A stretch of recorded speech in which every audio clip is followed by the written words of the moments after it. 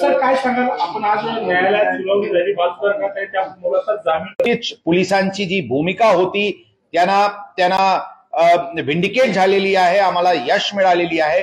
Return order, detail order प्राप्त झालेली नाही. ते पूर्ण ऑर्डर वाचल्यानंतर आपल्याला डिटेल टिप्पणी त्याबद्दल करण्यात असं म्हणण्यात आलेलं आहे न्यायालयाकडून की त्या मुलाबद्दल अपघात केल्यामुळे कल्याणनगर इनोसेंट लाईफ्स लॉस्ट झालेली आहे.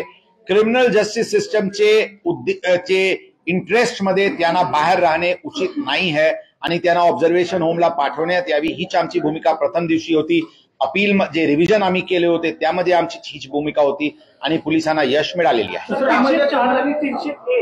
याच्यामध्ये काही संभ्रम आहे का? कारण संभ्रम म्हणजे क्लिअर आहे. 304 एक रॅश अँड नेग्लिजंट ऍक्ट आहे, ज्या केसमध्ये 3 वर्षाची शिक्षा आहे.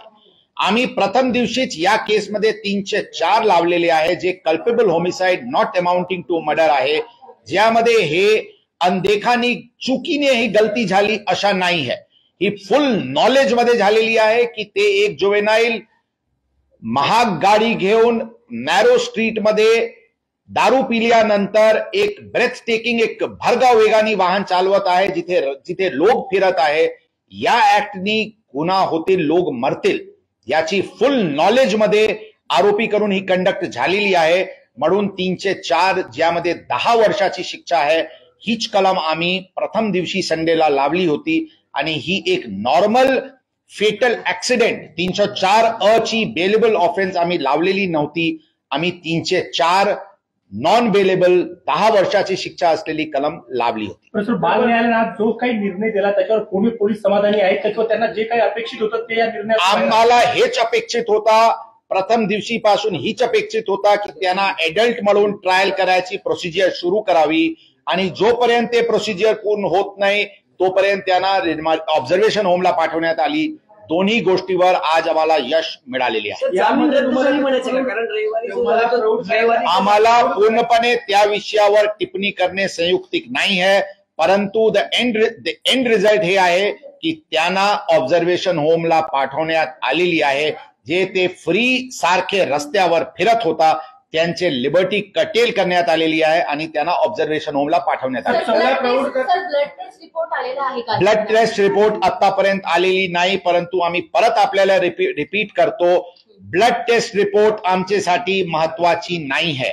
In spite or despite of the blood test report आमचे म्हणणं आहे की ते नॉलेज मध्ये होता, ते काही मद्याचे इन्फ्लुएन्स मध्ये असताना त्यांच्याकडून हे गैरसमजुतीने घटना घडली अशा नाही आहे.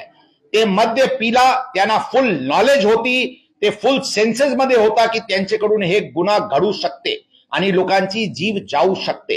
हीच आमची केस होती आणि आमची केस वॉटर टाईट आहे, ही मी जबाबदारीने आपल्याला सांगतो. तुम्हाला आव्हान असणार आहे कारण न्यायालयाने काय आदेश दिलेले आहेत की तुम्हाला हे सगळे अपघात पुरावे लागणार आहे, त्याच्यासाठी पूर्तता करावी लागणार. 100% पुरावा मोठ्या प्रमाणात गोळा करण्याची प्रक्रिया सुरू आहे. आम्ही टेक्निकल एव्हिडन्सवर आमची भर आहे. आम्ही वॉटर टाईट केस तयार करू. आपण त्या आरोपी अज्ञान आरोपी जो आहे, नाबालिग आरोपी आहे, उसके पास इंटरोगेशन करणार जरूर करेंगे. सर अजून एक प्रश्न, विशाल अग्रवालला देखील 3 दिवसांची पोलीस कोठडी सुनावली, तर आपल्याला काय अपेक्षित आहे? बरोबर आहे, त्यांच्याकडून आम्ही एव्हिडन्स कलेक्ट करत आहे. काय घटनाक्रम झाला त्या दिवशी, कसे काय त्यांनी एक बिना नंबर प्लेटची गाडी, महाग गाडी, एक जुवेनाईलला पैसे दिले, पैसे पुरवले, त्यांना पब पार्टी करणे जाऊन दिले, पण त्यांनी जुवेनाईलचे योग्य केअर ठेवला नाही, म्हणून त्यांच्या विरुद्ध एव्हिडन्स गोळा करण्याची प्रकार सुरू आहे. CEN न्यूज, देश प्रदेश की ताजा तरीन खबरों के लिए CEN न्यूज को सब्सक्राइब करें और रहें पल पल की खबर से हर पल बाखबर.